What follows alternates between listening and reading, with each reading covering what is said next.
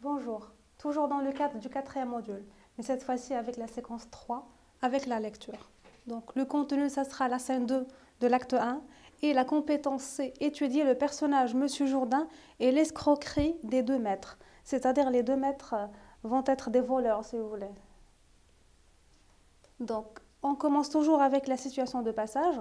Donc, dans la scène 1, le maître de musique et celui de danse présentent d'abord leur avis à propos de l'art, puis le personnage principal, Monsieur Jourdain. Dans la scène 2, le personnage en question entre sur la ligne, il leur montre sa nouvelle robe et leur demande ses commandes, bien sûr. Donc, comme on a vu dans la première scène, il y avait les 2 maîtres qui parlaient à propos de Monsieur Jourdain d'une manière défavorable. Et puis, dans cette scène, on va voir qu'il va entrer, puisque dans la première scène, c'était un sujet. Il était un sujet d'une discussion, mais là, il va entrer en scène. Donc, vocabulaire, les gens de qualité veut dire les gentilshommes, les nobles. Une besogne, c'est-à-dire c'est un travail. Lugubre qui inspire une tristesse. Ragaillardir, redonner de la gaieté, redonner de la vie, si vous voulez, à quelque chose. Bien sûr, ça parle à propos de l'air ou bien de la sérénade que ce monsieur de musique a composé pour Monsieur Jourdain. Et Monsieur Jourdain lui demande de la ragaillardir, c'est-à-dire de la redonner encore de la gaieté. Subsister, ça veut dire exister ou bien continuer d'être ou bien d'exister. Donc, hypothèse de lecture, Monsieur Jourdain se révèle un personnage stupide. Les 2 maîtres, chacun de son côté, tentent, c'est-à-dire essayent, de convaincre le bourgeois d'accepter de l'engager et donc apprendre son art. Donc, premier axe, Monsieur Jourdain. Donc, il est présenté comme une personne pleine de défauts. Donc, durant toute la scène, on a Monsieur Jourdain qui est présenté comme un personnage plein de défauts ou plein de tares. Donc, premièrement, il est prétentieux. Je me fais habiller aujourd'hui comme des gens de qualité. Prétentieux, ça veut dire c'est quelqu'un qui aspire à être ce qu'il n'est pas. Et donc là, je me fais habiller aujourd'hui comme les gens de qualité, c'est-à-dire je ne suis pas un homme de qualité, mais je veux être comme un homme de qualité. Vaniteux, afin que vous me puissiez voir.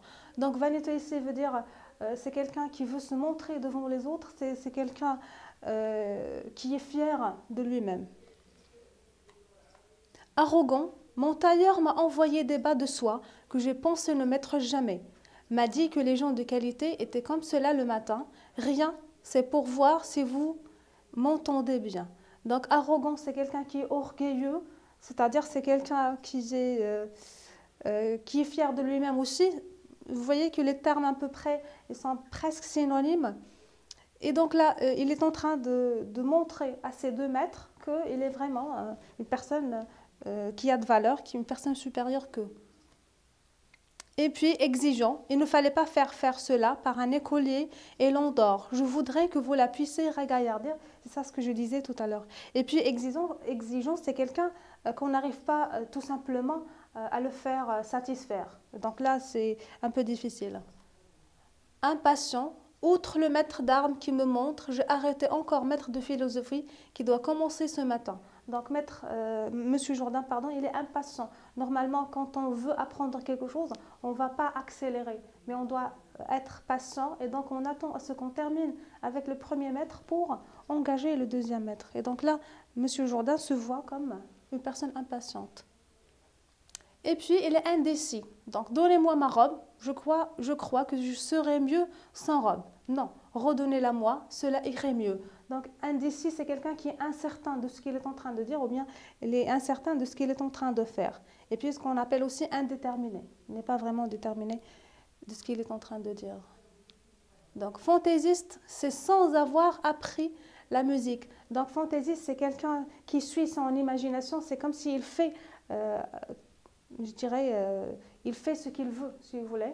Et donc, ici, fantaisiste, quand monsieur maître de musique lui a dit que c'est bien, je dirais, la pièce ou bien l'air que tu as composé est une bonne chose. Et donc, monsieur Jourdain a répondu, c'est sans avoir appris la musique, c'est-à-dire, moi, je suis fière de moi, regardez-moi, sans avoir appris la musique, j'ai composé un air tout de suite. Puis, il est ignorant. Donc, me ferez-vous voir votre petite drôlerie? Normalement, une sérénade ou bien un air qu'on demande à un artiste de réaliser ou bien de composer, on ne va pas appeler une drôlerie. aussi pour la danse. Donc, comment appelez-vous cela? Votre prologue au dialogue de chansons et de danse. Donc, il ne sait pas de ce qu'il est en train de dire, ou bien il ne sait pas les termes précis concernant la musique et la danse. Et donc, cette scène non seulement affirme ce que les deux maîtres ont avancé à propos de M. Jourdain, mais elle dévoile un personnage complètement taré. C'est-à-dire, dans la deuxième scène, on va vérifier.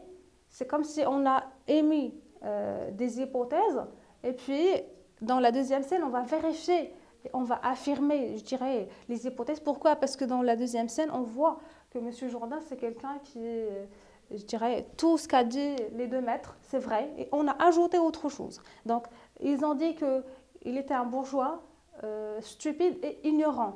Mais dans la scène, on a ajouté plusieurs défauts.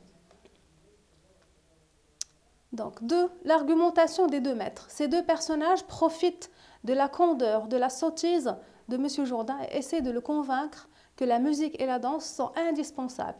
La musique et la danse, c'est là tout ce qu'il faut. Donc, ici, les deux maîtres essaient d'argumenter à M. Jourdain l'importance de la musique et de la danse pour les engager. Donc, ils disent que la musique et la danse sont nécessaires à l'existence d'un État. Donc, il n'y a rien qui soit si utile dans un État que la musique. Sans la musique, un État ne peut subsister. Et tout à l'heure, on a déjà expliqué qu'est-ce que c'est.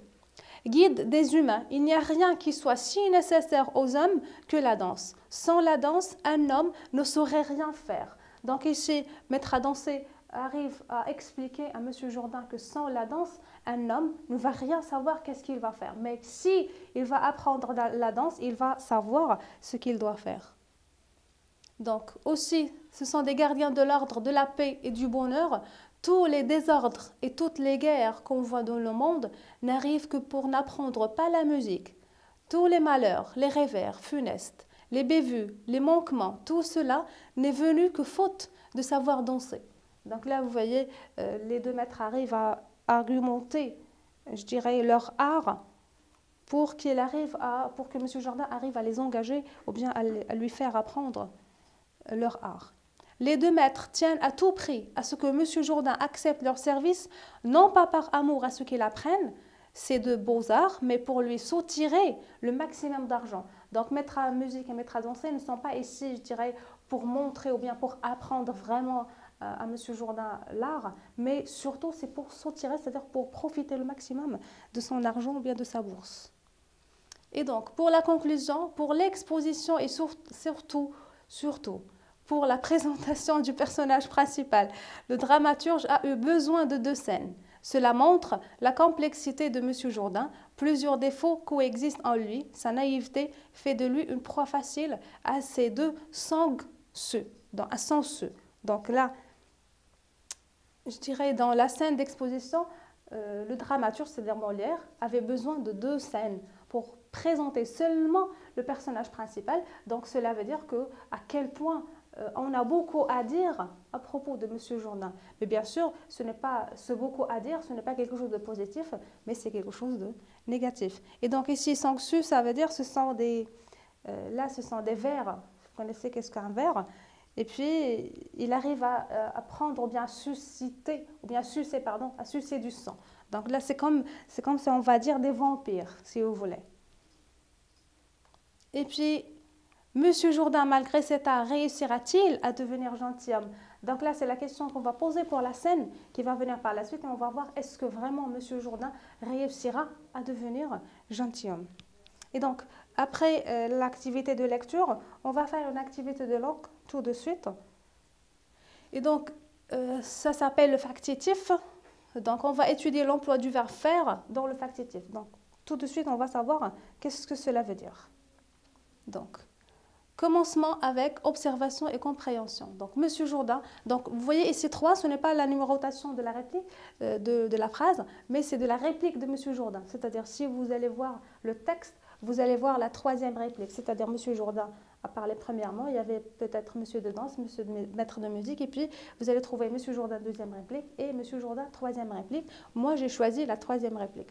Donc, je vous ai fait un peu attendre, mais c'est que je me fais habiller aujourd'hui comme les gens de qualité. Je vous ai fait un peu attendre. Là, bien sûr, le vous, ça renvoie à maître à danser et à maître de musique. Donc, ce n'est pas Monsieur Jourdain qui a demandé à ces deux maîtres d'attendre, mais plutôt Monsieur Jourdain demande à son valet de dire aux deux maîtres d'attendre Monsieur Jourdain. Donc là, c'est comme si on demande à une autre personne de faire la tâche que je veux.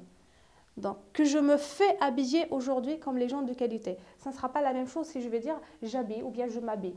Ce n'est pas comme le fait de dire je me fais habiller. C'est-à-dire je demande à une autre personne de m'habiller. Donc, le tailleur habille Monsieur Jourdain. Et donc là, ce qu'on appelle le factitif, c'est faire quelque chose. Donc, faire plus, bien sûr, vous voyez, faire plus l'infinitif fait, attendre et fait, habiller. Donc, maître de musique, là, peut-être c'est la 15e peut-être réplique. Je voudrais bien auparavant vous faire entendre un air. Donc là, ce n'est pas maître de musique qui va jouer l'air pour Monsieur Jourdain, mais plutôt ça va être avec un écolier ou bien un élève. Donc maître de musique demande à son élève de jouer l'air composé pour Monsieur Jourdain. C'est pour ça qu'on a dit faire entendre.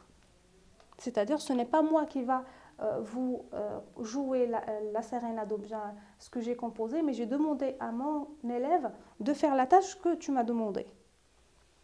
Donc, Monsieur Jourdain, il ne fallait pas faire cela par un écolier. Donc, faire cela, c'est-à-dire Monsieur Jourdain a demandé à maître de musique de composer un air et maître de musique a demandé à son écolier de composer l'air que Monsieur Jourdain a demandé. Donc, Monsieur Jourdain demande à maître de musique de composer un air et à son tour, il demande à son élève de composer cet air. C'est pour ça qu'on a dit faire cela. C'est comme si on a de la passivité de la chose. Ce n'est pas moi qui fais l'action, c'est-à-dire je ne suis pas un sujet actif, mais je donne à une autre personne qu'elle soit un sujet actif. Donc, pour le bilan, le factitif, ça veut dire faire plus l'infinitif. Donc, rappel de la conjugaison du verbe faire au temps de l'indicatif, bien sûr. Donc, on a le verbe faire au présent, passé composé, passé simple, imparfait. Donc, je fais, tu fais, il fait, elle fait. Peut-être, quand vous arrivez à vous, parce que nous disons, nous faisons, d'accord? Et puis, vous, qu'est-ce que vous dites? Vous faisiez, alors que c'est faux. Normalement, on dit, nous faisons, vous faites, ils font, ou bien elles font. J'ai fait, tu as fait, elle a fait, nous avons fait, vous avez fait, ils ont fait. Je fis, tu fis, il fit, nous fîmes, vous fîtes, ils firent. Bien sûr, je faisais, tu faisais. Ils faisaient, même si ça s'écrit avec AI, ça se lit comme un E. Nous faisions, vous faisiez, ils faisaient, elles faisaient. Donc, maintenant, on va voir qu'est-ce que, ou bien c'est quoi l'emploi du factitif. Donc, l'emploi du factitif indique que le sujet n'accomplit pas l'action à lui-même, c'est-à-dire que cette action est réalisée par un agent actif. C'est comme si j'ai dit tout à l'heure. Quand je dis « je fais faire quelque chose », c'est-à-dire le « je », ce n'est pas lui-même le sujet qui est réalisé, mais c'est un autre agent, c'est-à-dire c'est une autre personne, c'est un autre sujet qui va être dans la phrase, qui va être actif, c'est-à-dire qui va être le sujet du verbe qui est à l'infinitif. Sa valeur est de montrer que le sujet du verbe faire, même s'il est passif, est supérieur à celui qui exécute la tâche. C'est comme si, par exemple, on revient à la phrase qui est dite par M. Jourdain. Donc, ici, je vous ai fait un peu attendre. Donc ici, le sujet, c'est je, d'accord? Mais ce n'est pas lui qui a fait la chose, mais on a employé le factitif pour montrer que ce je est supérieur que cette personne à qui on demande de réaliser la tâche. Donc, sa valeur est de montrer que le sujet du verbe faire, même s'il est passif, est supérieur à celui qui exécute la tâche. Donc, bien sûr, on a des cas. On va commencer avec le premier cas. Si on mentionne seulement le sujet de l'infinitif, celui-ci est placé immédiatement après l'infinitif. L'exemple, le maître fait lire les enfants. Le maître fait lire les enfants. Dans ce cas, on va se demander ou bien se poser la question qui a lu. Donc, ce sont les enfants qui ont lu ou bien qui lisaient, bien sûr, sur la demande du maître. C'est parce qu'ils lisent, c'est parce que c'est le maître qui a demandé à ce que les enfants lisent. Tout à l'heure, j'ai dit que le sujet du verbe faire est supérieur. Donc, ici, le maître est supérieur aux enfants, même si les enfants qui vont être le sujet de cet infinitif qui est le verbe lire. Donc là, on l'appelle du factitif, ou bien ici, on va appeler le sujet de l'infinitif lire. Maintenant, deuxième cas, si on mentionne seulement l'objet de l'infinitif, celui-ci est placé immédiatement après l'infinitif. Donc le maître fait apprendre quoi? Le maître fait apprendre la grammaire. Et donc s'il s'agit d'un objet, il est tout de suite placé après le verbe qui est à l'infinitif. Maintenant, si on mentionne l'objet et le sujet de l'infinitif à la fois, c'est-à-dire on a le sujet et l'objet en même temps. Donc, l'objet est placé juste après l'infinitif et le sujet vient ensuite précédé de la préposition. Ça veut dire, on a le verbe à l'infinitif, on a l'objet et puis le sujet. Mais avant de mentionner le sujet, on a besoin d'une préposition. Donc, on a deux prépositions. Donc, A, si le sujet est l'exécuteur et le bénéficiaire de l'action. C'est-à-dire, on va dire, ou bien, avant le sujet, on va mettre le A, si le sujet est l'exécuteur, c'est-à-dire c'est celui qui va faire l'action et qui va bénéficier de cette action. Donc, je donne l'exemple.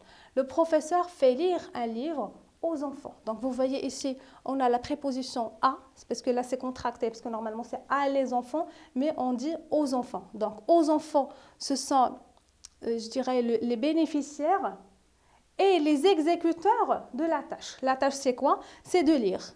Donc, lire un livre aux enfants. Donc, on a le verbe lire, on a l'objet et puis on a le sujet. Donc, si le sujet est précédé d'une préposition qui est à, on dit que le sujet est exécuteur et bénéficiaire. Donc, les élèves répondent à la demande du professeur et bénéficient de la lecture.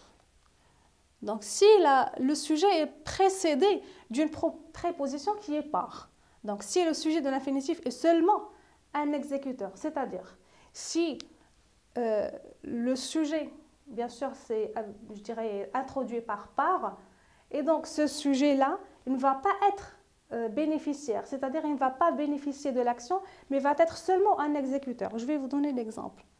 Je fais envoyer une lettre par la secrétaire. Donc, je fais envoyer une lettre par la secrétaire. Donc, la secrétaire, elle va exécuter seulement l'action, mais elle ne va pas bénéficier. Pourquoi? Ce qui va bénéficier de l'envoi de la lettre, c'est je. Je fais envoyer une lettre par la secrétaire. Donc, la secrétaire, c'est l'exécuteur et il ne va pas bénéficier de l'action. Donc, l'exécuteur est la secrétaire, mais il ne bénéficie pas de l'action. Donc, là, je dirais c'est une remarque, ou bien ce qu'on dit nota bene. Le professeur fait lire un livre aux enfants par l'assistant. Donc, ici, on a les deux. On a la préposition à et la préposition par. Dans ce cas, le professeur fait lire un livre aux enfants par l'assistant. Donc, le professeur demande aux enfants de lire. Donc là, ils sont, je dirais, un sujet. Pardon, ils sont un COI, ce n'est pas un sujet. Donc, un livre acquis aux enfants, par qui? Par l'assistant.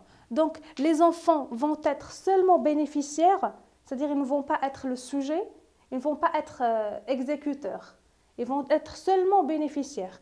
Et ce qui va être l'exécutant, ou bien l'exécuteur, pardon, c'est l'assistant. C'est-à-dire c'est l'assistant qui va faire la tâche, alors que les enfants ils vont bénéficier de cette tâche qui est réalisée par cet assistant.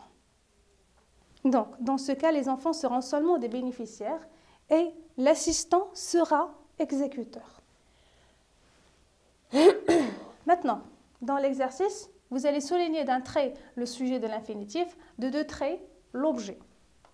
Donc, on a la première phrase, je fais payer la semaine. Sa façon de s'habiller fait paraître cet homme encore plus jeune. Et puis, il se fait habiller par un tailleur anglais. Donc, je fais payer la semaine. Je demande la question de tel. Je fais payer quoi? Donc, puisque je dis je fais payer quoi, donc la semaine, bien sûr, ça sera un objet et non pas un sujet. Et donc, la semaine, ça sera le sujet du verbe payer. Pardon, ce n'est pas le sujet, mais l'objet. C'est l'objet du verbe payer. Donc, Sa façon de s'habiller fait paraître cet homme encore plus jeune. Sa façon de s'habiller fait paraître cet homme encore plus jeune. Donc, dans la phrase, qui va être le sujet ou bien l'objet? Donc, si je dis cet homme paraît ou bien on fait paraître qui? On fait paraître qui? Donc, si je dis on fait paraître qui? Donc, cet homme va être le sujet, bien sûr, du verbe paraître qui est l'infinitif. Donc, sa façon de s'habiller fait paraître cet homme encore plus jeune. Et vous voyez, je disais tout à l'heure, un trait, ça va être le sujet, et deux traits, ça va être l'objet. Donc, il se fait habiller par un tailleur anglais. Il se fait habiller par un tailleur anglais. Donc, bien sûr, c'est lui qui se fait habiller par un tailleur anglais. Donc, par un tailleur anglais, ça va être l'exécuteur, ça veut dire, ça va être le sujet, bien sûr, du verbe habiller. C'est comme si je vais dire qui habille, ça sera le tailleur. Il habille qui? Il habille il. Donc, maintenant les autres phrases. Nous faisons construire notre maison au bord du lac. Est-ce que ce que je dis vous fait sourire? Je fais conduire mon oncle à l'aéroport par mon chauffeur. Nous faisons construire notre maison au bord du lac. Donc, nous faisons construire quoi? Nous faisons construire notre maison. Et donc, notre maison, ça sera un objet, bien sûr, du verbe construire. Est-ce que ce que je dis vous fait sourire? Donc, ce que je dis fait sourire à qui? Donc, bien sûr, ça va être le sujet du verbe, je dirais, sourire. Je fais conduire mon oncle à l'aéroport par mon chauffeur. Je fais conduire mon oncle à l'aéroport par mon chauffeur. Donc, je fais conduire qui? Mon oncle à l'aéroport par mon chauffeur. Même si je fais conduire qui, mais là, ça va être mon oncle, ça sera l'objet, je dirais, du verbe conduire. Et puis, mon chauffeur, ça va être le sujet du verbe conduire. Voilà. Donc, mon oncle, c'est l'objet, c'est-à-dire je conduis quoi? C'est comme si je dis je conduis quoi? Je conduis mon oncle par qui? C'est-à-dire qui va conduire? Ça va être le chauffeur, bien sûr. Maintenant, deuxième exercice. Vous allez conjuguer le verbe faire au temps demandé et préciser l'objet et le sujet de l'infinitif. Donc là, j'ai l'impression que c'est tout à fait fait. Mais bon. Donc, les clowns, faire, présent, rire les enfants. Donc, les clowns font rire les enfants. Donc, parce que le verbe faire au présent, on dit font. Rire les enfants. Donc, ici, les enfants, c'est le sujet du verbe rire, c'est-à-dire les enfants qui sont en train de rire. Les histoires tristes nous faire à l'imparfait pleurer. Donc, les histoires tristes nous faisaient pleurer. Peut-être vous allez avoir une question, pourquoi on n'a pas dit les histoires tristes nous faisions pleurer? Tout simplement pour vous dire, les histoires tristes faisaient pleurer nous. Ici, ça ne va pas être un sujet, mais c'est un complément.